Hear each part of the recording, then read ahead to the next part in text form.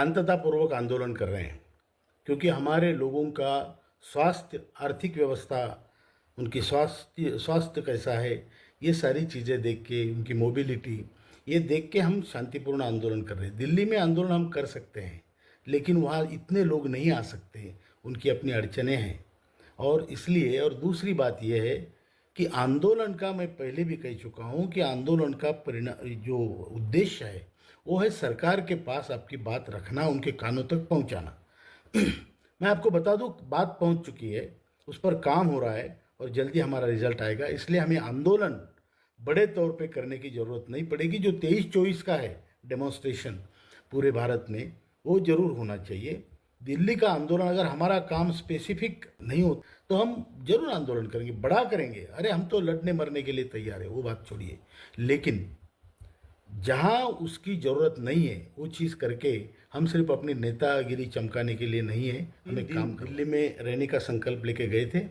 उसमें हमारा उद्देश्य था कि हम आदरणीय डॉक्टर जितेंद्र सिंह जी, जो पीएमओ के राज्य मंत्री है, उनको मिलके पीएमओ का या प्राइम मिनिस्टर ऑफिस का इसमें इंटरवेंशन जल्दी कराने के लिए कोशिश करें।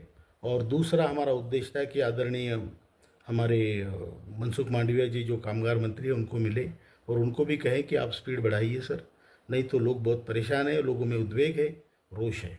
इसके लिए हम गए थे।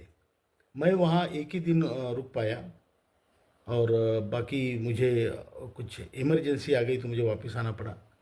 उस दिन हमने सब ये मीटिंगें तय कर ली, सबसे बात की, मीटिंगें तय हुई और उसके तहत हमारे आदरणीय वीरेंद्र सिंह जी, जो हमारे महासचिव हैं, और पीएन पाटिल जी, जो हमारे मुख्य सलाहकार हैं, और उसी प्रकार रमेश बहुगुणा जी, जो राष्ट्रीय सचिव है हमारे दिल्ली में रहने वाले।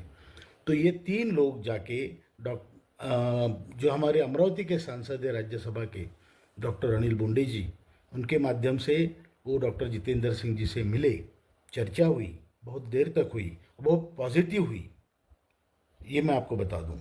उसके बाद वो श्रम मंत्री जी से भी मिले, उन्होंने भी समय दिया। उन्होंने इतना ही कहा, भाई आपका काम मिशन मोड पे हो रहा है, मतलब जोरदार हो रहा है, वॉर फुटिंग पे हो रहा है, और आपका काम जल्दी से जल्दी होगा। आप लोगों में जाके बताइए, असंतुष्ट मत होइए। आपका जो काम है उसके ऊपर सरकार का पूरी, मतलब एनर्जी लगा रहे हैं लोग, जो उनके आईएएस अधिकारी है। ये बात और है कि ये काम 3 मंत्रालयों में, पहले भी बोल चुका हूँ, 3 मंत्रालयों का काम है, एक मंत्री का काम नहीं है। ये कामगार मंत्री, उसी के बाद आपके वित्त मंत्री और पीएमओ, ये 3 मंत्रालय मिलके काम करने वाले हैं। रिजल्ट जल्दी आएगा, ये मंत्री जी ने फिर से हमें आश्वस्त किया है। अब आप ये बोलो कि नहीं, आश्वासन कब तक? अरे तो क्या फिर डेली लड़ते रहोगे, मारते रहोगे लोगों को? नहीं, आपको संयम बरतना पड़ेगा, और क्योंकि काम होने वाला है। हाँ, जब ये निश्चित होगा कि हमारा काम अपेक्षाप्रत नहीं होता है, तो फिर उठ के खड़े होने में क्या तकलीफ है, बिल्कुल करेंगे।